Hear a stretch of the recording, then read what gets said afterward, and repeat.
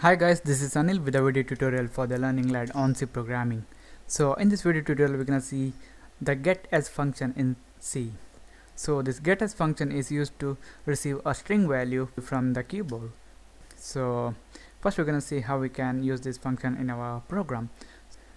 The getAs function is used to receive the string value. That's why we're gonna store that string value in our character array. That's why we're gonna create char. Let's call it name. And let me define the size of around 20. So now we can use this getAs function.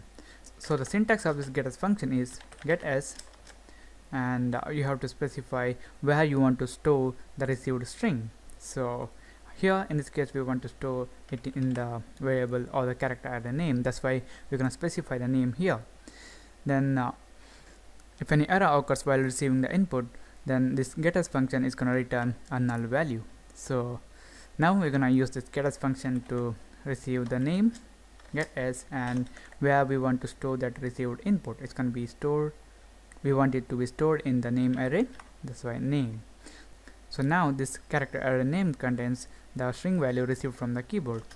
The next thing we're gonna do is we're just gonna print it out. It's gonna be a printf statement, and we're gonna use %s. And we need to specify the character array, that is name. So I'm gonna save it, compile it and run it. So I need to enter my name now. I'm gonna enter Anil, hit enter. It says Anil. The next thing is why we have to use this getAs function when there is scanf function. That's because when you use a scanf function, if your input string is gonna contain any space or a tab in it, then the scanf function treats that as two variables. So for the demonstration purpose, I'm gonna use a scanf function here, and I'm gonna comment it out. Here I'm gonna write scanf, and we are receiving a string value that's gonna be %s, and I have to write name here. So I'm gonna save, compile and run it. So now if I enter Anil, no problem, it executes as expected. I'm gonna run it again, and now I'm gonna enter Anil space Shetty. So when I hit enter, as you can see, this scanf function received only Anil. That's because when we enter a space or a tab with a string value, the scanf function treats it as multiple values, or here the scanf function thinks, okay, Anil is one value and Shetty is another value. It just reads Anil and it stores in this character array name.